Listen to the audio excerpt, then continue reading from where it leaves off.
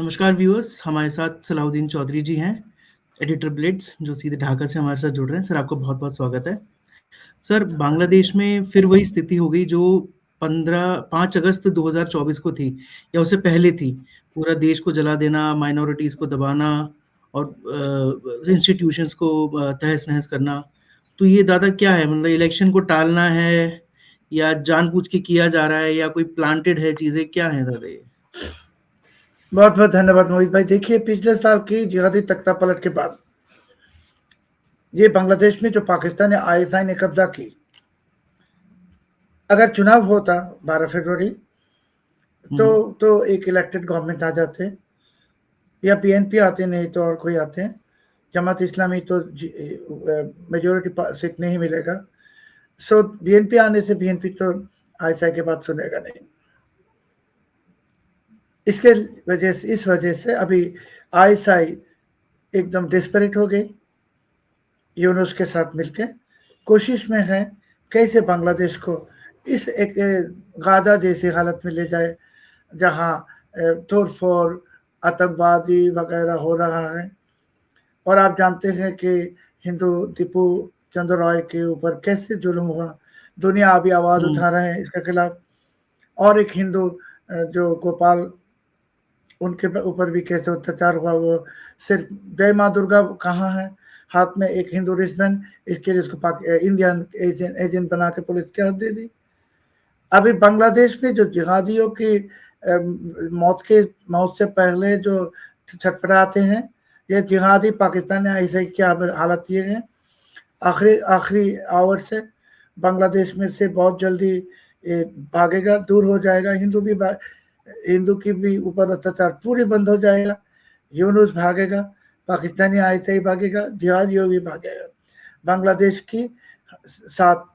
बांग्लादेश में बैठ के पाकिस्तानी आईएसआई ने जो लफड़े की पिछले 17 महीना, उसके कठपुतली यूनुस को देख ये खत्म होने वाला है। बंगाली जाग गई। आप जानते हैं अभी जगह जगह पे यूनुस के खिलाफ प्रोटेस्ट हो रहा है। प्रोटेस्ट हो रहे हैं। जी।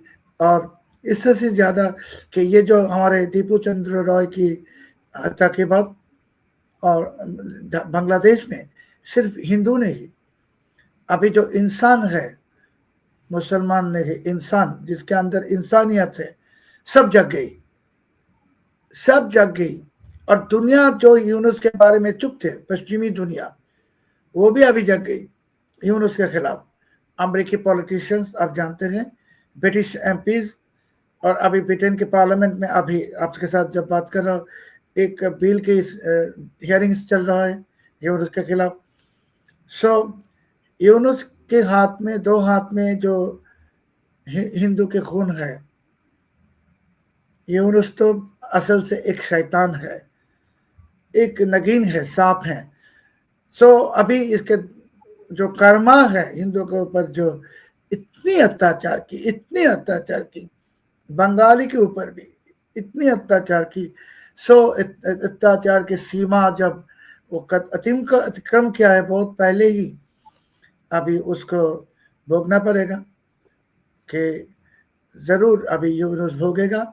और यूनुस को भागने नहीं देंगे हम लोग। यूनुस के जो दिन खत्म होने वाला है। दादा, अभी ना ये चल रहा है कि उस्मान हादी के जो हत्यारे थे उनको पकड़ो, उनको पकड़ो। दादा, ये भी तो हो सकता है कि इसके पीछे आईएसआई हो कि भाई अपना काम निकाल लिया और अब उसकी जरूरत नहीं है। अगर वो कोई ऐसा राज जानता था जो वो मुंह खोल सकता था तो उससे पहले ही उसको न्यूट्रलाइज कर दिया हो। मतलब उस्मान क्या वो हादी, आईएसआई की साजिश का शिकार था? भाई बढ़ता हुआ चेहरा था, उभरता हुआ चेहरा था, उसका इस्तेमाल किया और उसको बाद में खत्म कर दिया। उस्मान हादी अंग्रेजी में जो कहते हैं, अभी स्केपगोट बन गई। पाकिस्तानी आईएसआई ने ही उनको कत्ल किया। और खूनी कौन है यूनुस को पता है, खूनी कहाँ है वो भी यूनुस को पता है। मगर जो खूनी है उसके नाम तो यूनुस सामने आने नहीं दे रहा है, और खामा खा फालतू बात कर रहे हैं कि खूनी यहाँ है वहाँ है। असल से हमारे को लगता है कि ये खूनी बांग्लादेश के अंदर जो पाकिस्तानी आईएसआई की सेफ हाउसेस है, किसी एक हाउस में, सेफ हाउस में ये खूनी छुपे हुए हैं। बिल्कुल उस्मान हादी के खून के पीछे पीएनपी की सॉरी आईएसआई के हाथ है, यूनुस के हाथ है, और आज भी एक छात्र नेता को अभी किसी वक्त पहले गोली मार दी खुलना में, आप जानते हैं। सब ये पाकिस्तानी आईएसआई करवा रहा है, और पाकिस्तानी आईएसआई करवा रहा है बांग्लादेश को डिस्टेबलाइज करने के, और इसके साथ साथ बंगाली के साथ 18 करोड़ बंगाली के साथ भारत की जो 140 करोड़ भारतीय हैं, उनकी जो हमारे जो जुग जुग की रिश्ता है, संस्कृति है, एकदम खून की रिश्ता, इसको बर्बाद करने की कोशिश में है पाकिस्तान। और दादा ये जो वायलेंस हो रही है ये कैसे थमेगी? मतलब वायलेंस तो मतलब उस दिन के बाद से लगातार बढ़ती जा रही है, और आगे भी मतलब चुनाव तक रोकी जाएगी या चुनाव तक थोड़ी बहुत चलती रहेगी ताकि चुनाव टाल दिए जाए? ये तो फिर एक तरीके से चुनाव कभी हो ही नहीं पाएंगे, 6 महीने का फिर एक्सटेंशन ले लेंगे, अपना एक्सटेंड कर देंगे। देखिए, ये जो आतंकवाद जी कारोबार चल रहा है बांग्लादेश में, इसको बंद करने के लिए एक ही रास्ता है, और वो रास्ता है इलेक्टेड गवर्नमेंट। इलेक्टेड गवर्नमेंट, या तो अवामी लीग हो या बीएनपी हो, जो भी हो, इलेक्टेड गवर्नमेंट जरूरी है। नहीं तो हमारे जो देश प्रेमी सेना है उनको सामने आना पड़ेगा और उनको कुछ करना पड़ेगा। हमारे को लगता है, मैं आपको गारंटी देता हूँ कि आप भी आने वाले 4-5 दिन में आप देखेंगे यूनुस की हालत क्या होता है। अभी तो यूनुस के जो एडवाइजर्स है, ये सबके सब या maximum of them, most of them, ये भागने की कोशिश में है, रिजाइन देना चाहते हैं, मगर यूनुस रिजाइन नहीं एक्सेप्ट कर रहे। इसके लिए क्या अभी यूनुस के दिल में डर पैदा हो गई कि पूरे चीजों को जो इसने की है, बांग्लादेश को बर्बाद की और बांग्लादेश को लूटा यूनुस ने, अभी इसके जो नतीजा उसको तो भोगना पड़ेगा ना, रिजल्ट भोगना पड़ेगा। यूनुस की बहुत सारे एडवाइजर्स, हमारे पास इंफॉर्मेशन है कि इन्होंने रेजिग्नेशन भी जमा कर दी, रिजाइन करने के लिए एकदम क्या कहते, आई मीन ये प्रचेष्टा कर रहे हैं कि भाई मुझे छोड़ दो, ये नहीं चाहिए। तो हमें आप देखेंगे जो कुछ भी हो रहा है हमें पसंद नहीं, हम इस्तीफा देना चाहते हैं। जी, 4 दिन नहीं, पसंद की बात नहीं है, उन लोगों की भी पसंद था, उसने भी किया, मगर अभी जो देख रहा है कि पूरा चीज हाथों से बाहर चली गई, देश चली गई जिहादियों के हाथ में, आतंकवादी के हाथ में, जो जिहादी यूनुस की बात भी अभी सुन नहीं रहा है कि जिहादी तो दानव है। पहले उसने यूनुस के बात सुना, यूनुस ने सोचा कि जिहादी उसके हैं, सब कुछ वो करेगा इस यूनुस के लिए। अभी यूनुस देख रहा है ये जिहादी ही यूनुस के खिलाफ है, अभी जिहादी बन गई यूनुस के लिए सबसे बड़ा चैलेंज। शेख हसीना जी कहिए, कोई भी कहिए, अभी यूनुस के लिए सबसे बड़ा चैलेंज है नहीं, यूनुस के लिए सबसे बड़ा चैलेंज है जिहादी। और किसी दिनों में यूनुस को ये भी पता चलेगा कि पाकिस्तानी आईएसआई ने उसको गोद में बैठा के बर्बाद कर दिया है। यूनुस के जितने कमाई थे, इज्जत जो भी थे, इसके 88 ईयर्स का उम्र है, कुछ तो है, सब बर्बाद कर दी पाकिस्तानी आईएसआई ने। अभी यूनुस को क्या बना दिया, आप यूनुस को बना दिया धोबी की कुत्ते, ना घर का ना घाट का।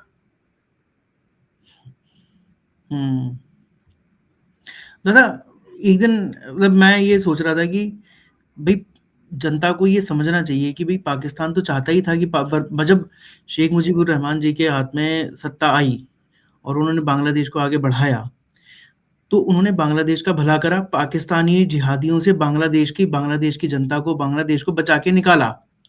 जनता ये क्यों नहीं समझ रही कि ये वापस उसी हाथों में जा रहा है, और इसका विरोध क्यों नहीं कर रही जनता पूरे, मतलब जिस तरीके से विरोध करना चाहिए इसका। भाई चुनाव होंगे, चुनाव में सबको पता है कि खेल क्या होगा। जब चुनाव होंगे तो जाहिर सी बात है चुनाव में गड़बड़ी करने के पूरे अंदेशा होगा, तो चुनाव के जरिए तो जनता नहीं हटा सकती इस यूनुस को, तो फिर कैसे जनता उसको हटाएगी? मतलब विरोध प्रदर्शन, वो उग्र विरोध प्रदर्शन जो भाई जनता को दिख रहा है पूरा बांग्लादेश जल रहा है उनका, तो जनता के अंदर वो भाव नहीं आ रहा अंदर से कि मेरे अंदर से गुस्सा नहीं आ रहा कि ये क्या कर दिया।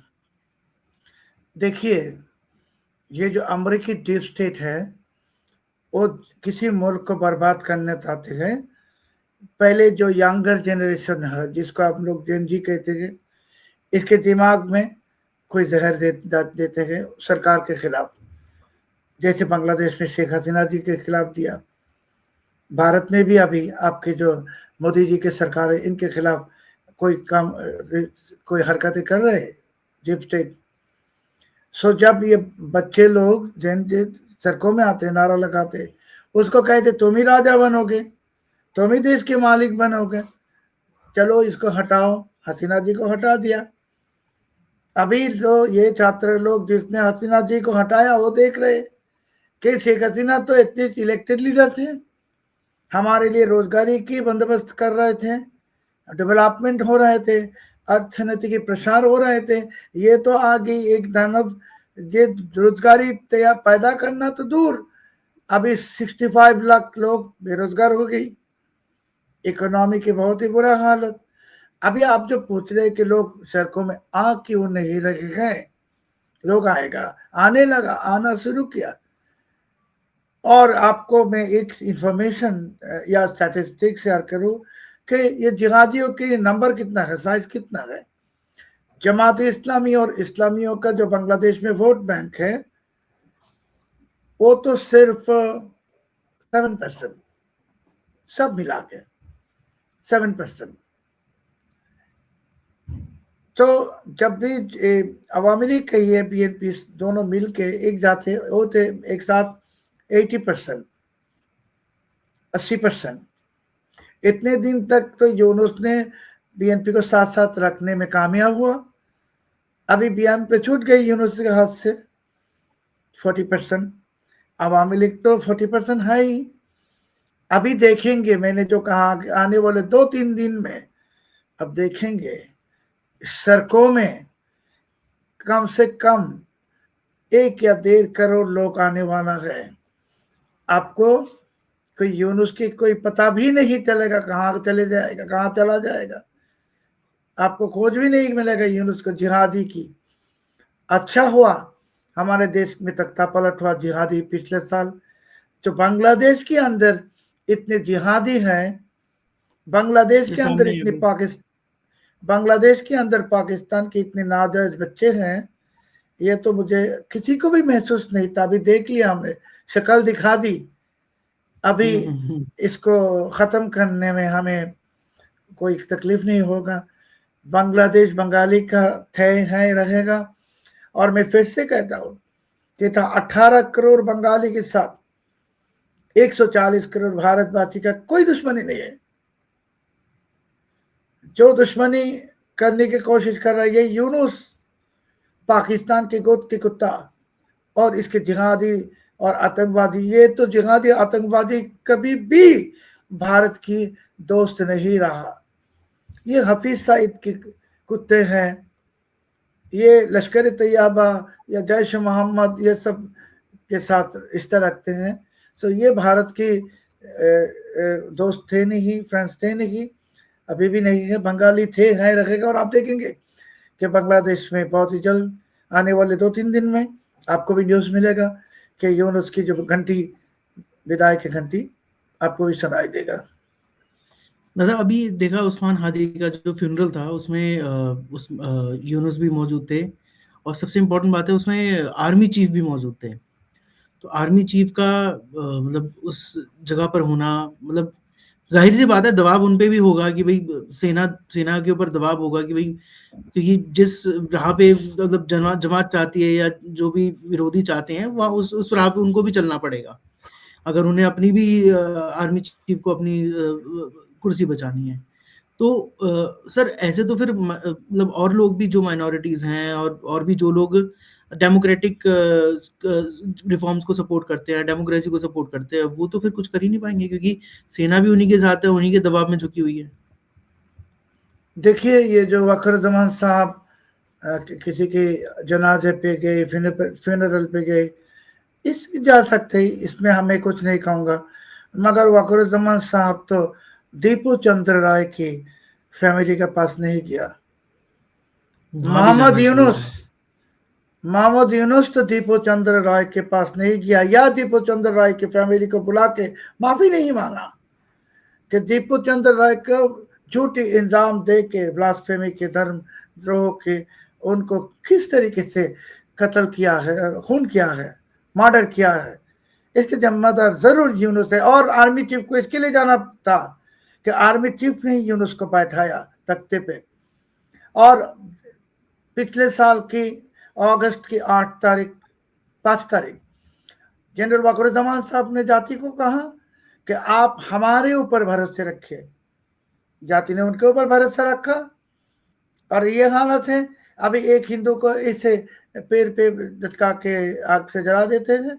सो हमारे बात सवाल बहुत साफ साफ है भाई कि ओके, हादी की मृत्यु हुआ, हम लोग कोई भी इसको सपोर्ट नहीं करते, खुश नहीं होते, मृत्यु तो मृत्यु होता है। मगर दीपू चंद्र राय को जो हत्या किया ओपनली, आप खूनियों को चेहरे देख रहे हैं। सो दीपू चंद्र राय इसकी फैमिली को बुला के क्यों नहीं ले आए यूनुस? दीपू चंद्र राय के घर क्यों नहीं गए वक़ारुज़्ज़मान? हिंदू है इसके लिए नहीं गए ना, वो मुसलमान है। ये कोई सरकार या आर्मी चीफ जो भी करेगा मैं तो उसके क्रिटिसाइज करूंगा, इसके लिए मेरे कुछ भी हो जाए, नो प्रॉब्लम। और आप जानते हैं सिर्फ दीपू चंद्र राय ही नहीं, और एक हिंदू लड़का गोपाल, इनके ऊपर कैसे जुल्म हुआ, मैं अपने हमारे ट्वीट देखे होंगे कि सिर्फ उसने माँ दुर्गा कहा जाए, माँ दुर्गा एक रिजन, और उसको कहते रहे कि भारत के एजेंट।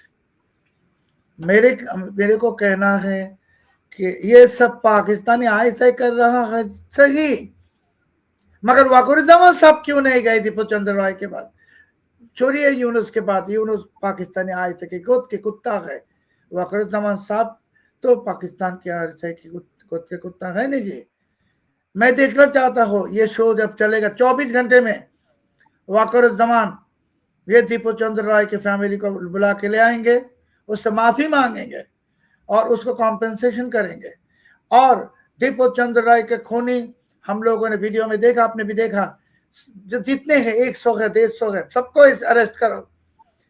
अभी तक 11 को अरेस्ट किया, एक को भी रिमांड में नहीं ले गई। रिमांड पे ले जाओ, नहीं तो क्या करता है ये, आई हुआ से अरेस्ट करते है, बाद में 2 दिन बाद छोड़ देगा।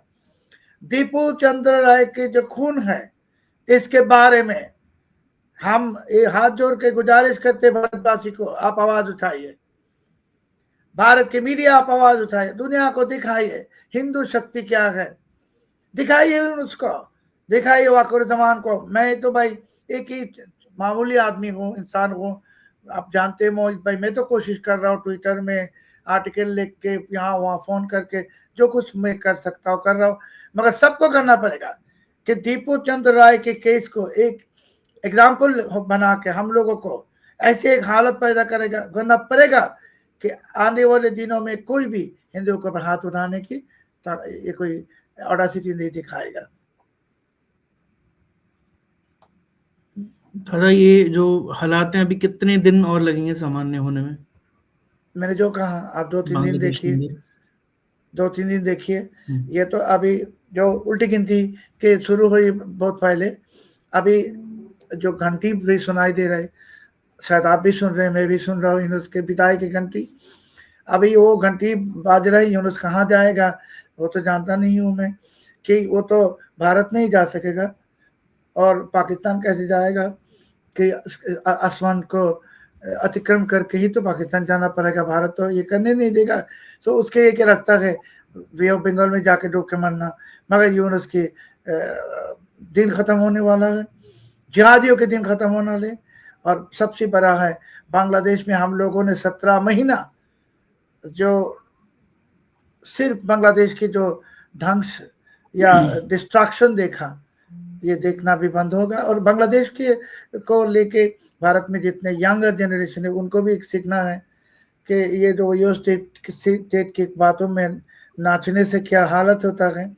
बांग्लादेश को देखिए नेपाल में भी कोशिश किया, मगर नेपाल वासी को मैं बता ही देता हूँ, इन लोगों ने 6 महीने में सिचुएशन को बदल दी। अभी नेपाल में जी जुदा लिया है। दादा मैं ये कह रहा था कि इतना ज़्यादा रेडिकलाइज्ड है बांग्लादेश का युवा, या पिछले 1 साल के अंदर इतना ज़्यादा हुआ है? मतलब इतने डीप रूट्स कैसे बन गई बांग्लादेश के अंदर? नहीं, बांग्लादेश की युवा रेडिकलाइज नहीं है। ये जो आप देख रहे हैं मदरसा स्टूडेंट्स, मदरसा के छात्र, उस्मान हादी भी मदरसा के स्टूडेंट थे। उसके असली नाम तो उस्मान हादी है नहीं, उसके ओरिजिनल नाम जो है उस्मान गनी, उस्मान गनी हादी उसके पिता के नाम है। तो ये मदरसा के छात्र हैं। मदरसा में क्या करता है, ब्रेन वॉशिंग होता है। मदरसा तो 2003 में मैंने एक किताब लिखा था कि मदरसा जिहादी पैदा करने की कारखाना है। मदरसा जहाँ भी है, भारत में भी है, जहाँ जहाँ है, मदरसा का एक ही काम है कि जिहादी पैदा करना।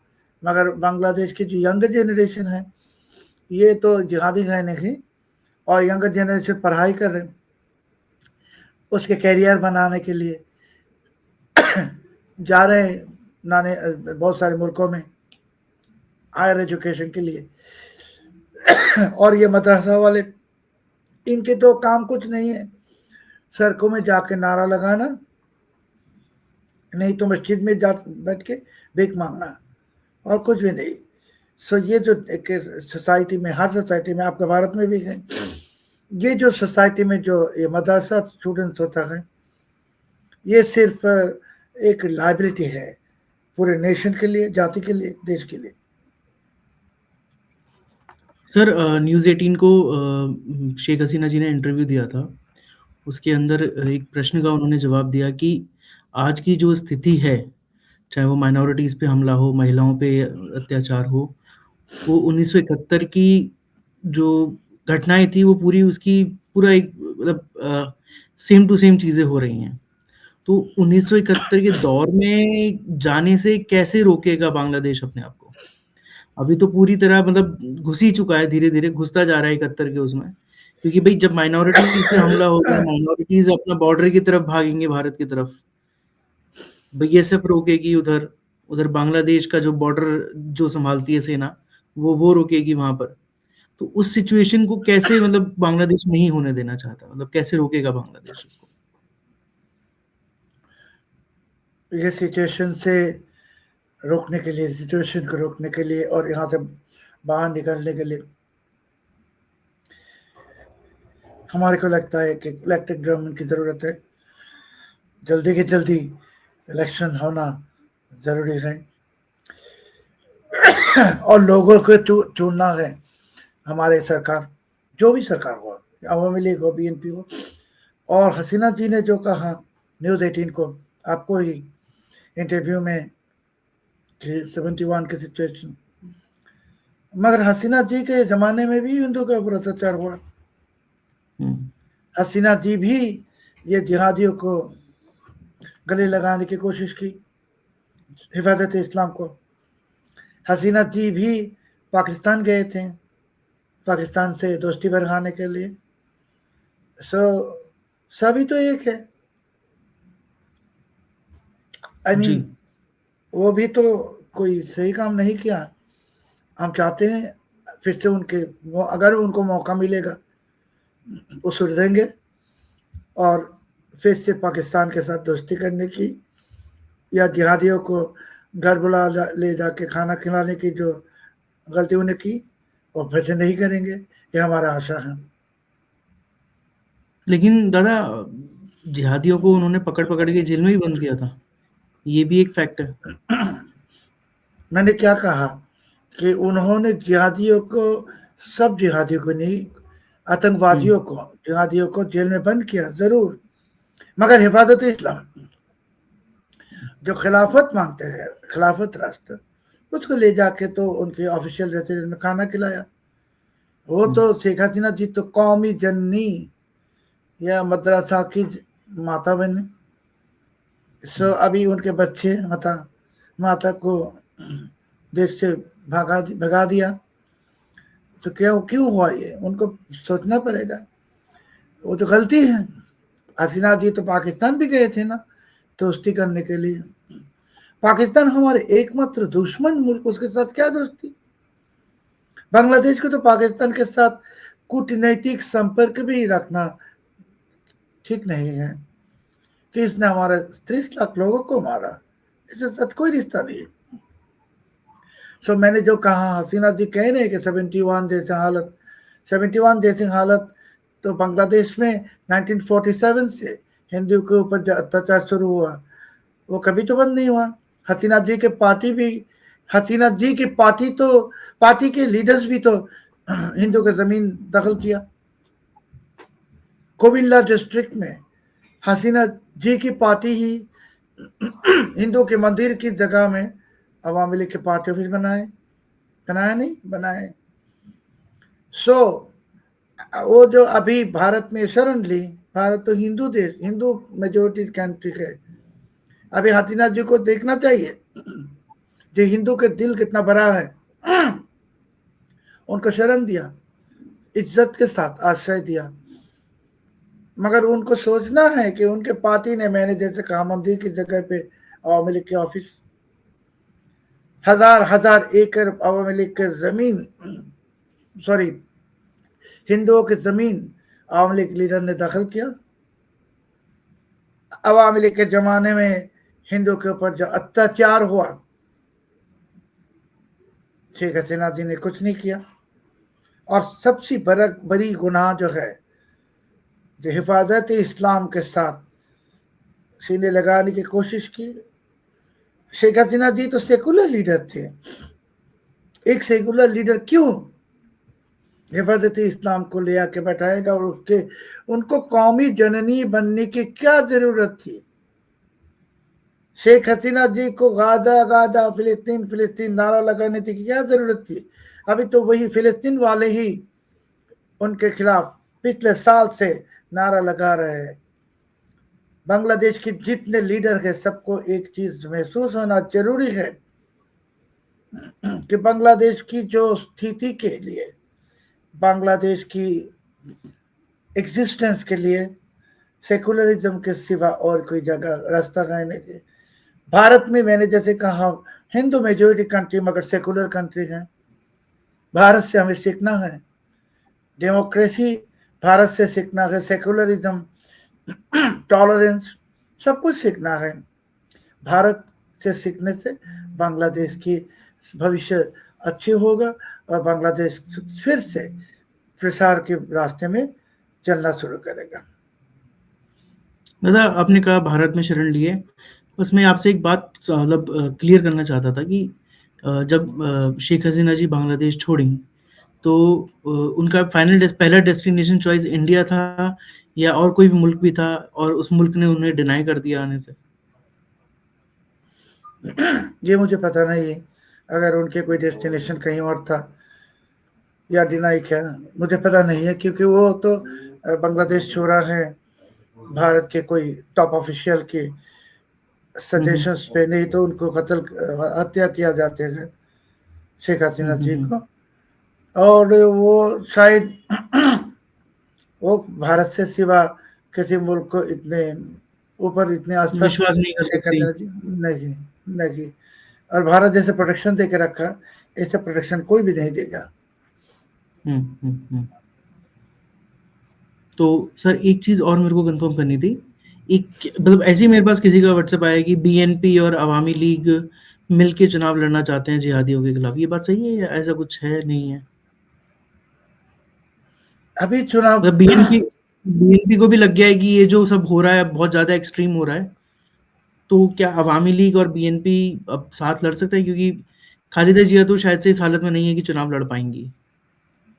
देखिए, बीएनपी एक डेमोक्रेटिक पार्टी है, अवामी लीग भी एक डेमोक्रेटिक पार्टी है।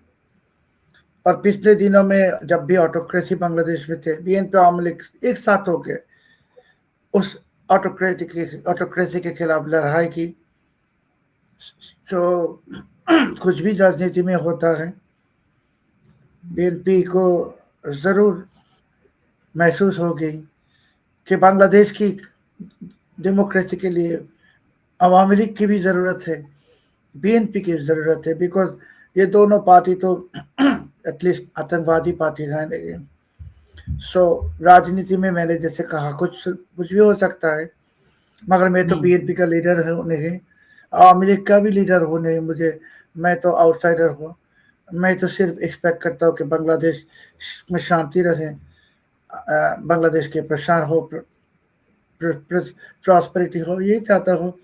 और बीएनपी आवामी लीग दोनों पार्टी पावर में थे, गलती भी की, प्रसार भी की बांग्लादेश की, ये उन्होंने उसकी तरह बर्बाद नहीं की। सो हमारे आशा है कि बांग्लादेश जल्दी जल्दी डेमोक्रेसी में वापस जाएगा। मतलब मैं एक बीइंग एन इंडियन मैं एक बात कहूँगा कि मतलब बांग्लादेश में जो कुछ भी हो रहा है आज के समय पे, सबसे ज़्यादा दुखी इंडियंस ही हैं।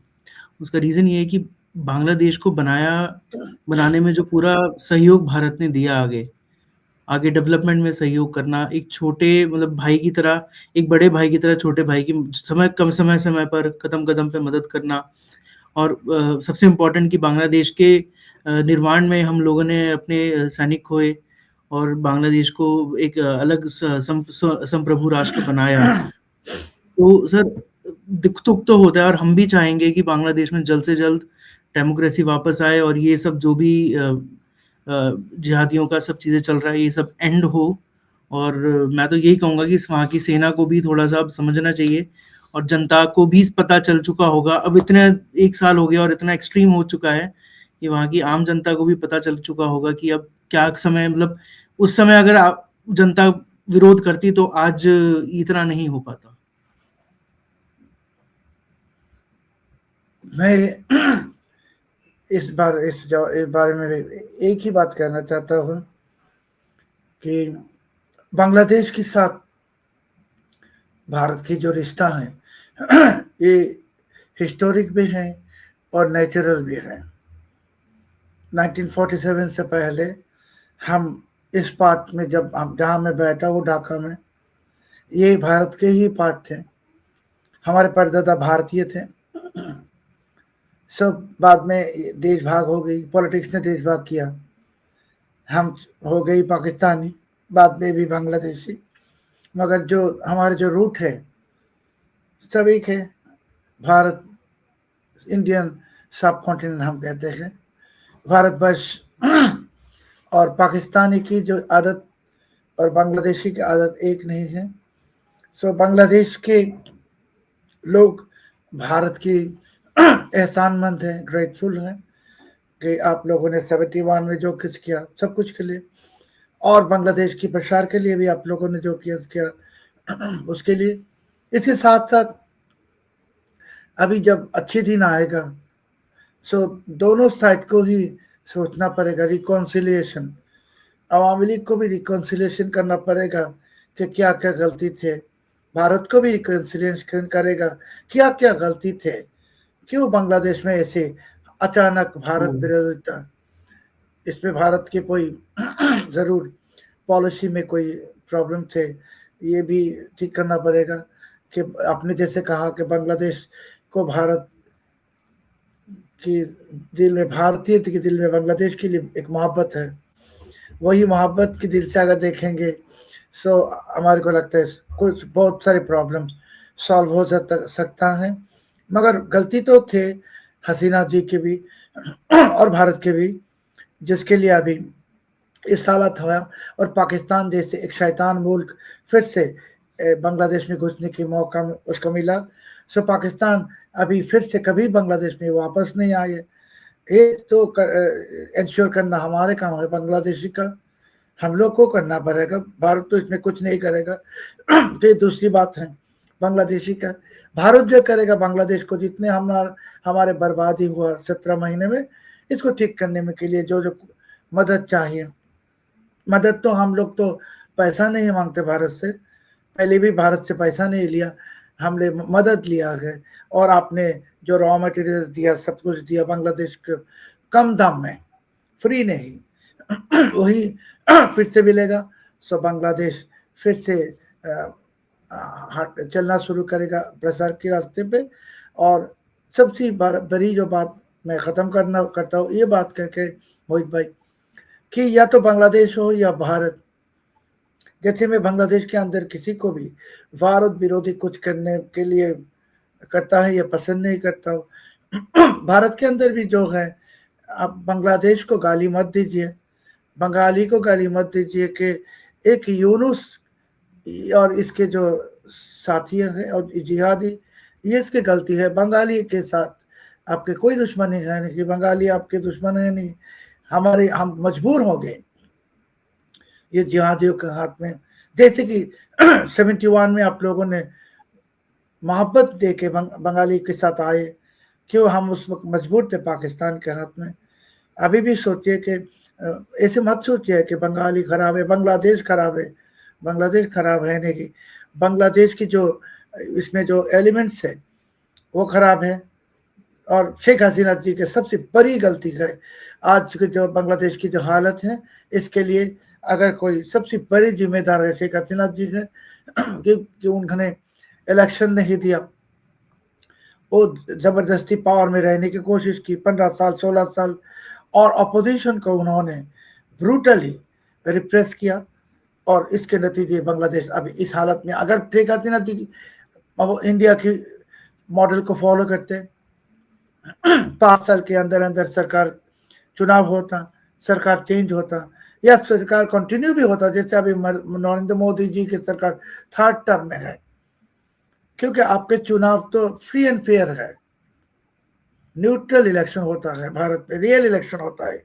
तो अगर ऐसे शेख हसीना जी 3 दफा रहते कोई प्रॉब्लम नहीं होता, मगर जोर जबरदस्ती नरेंद्र मोदी जी तो उनके ऑपोजिशन पार्टी के ऊपर कोई अत्याचार नहीं करते।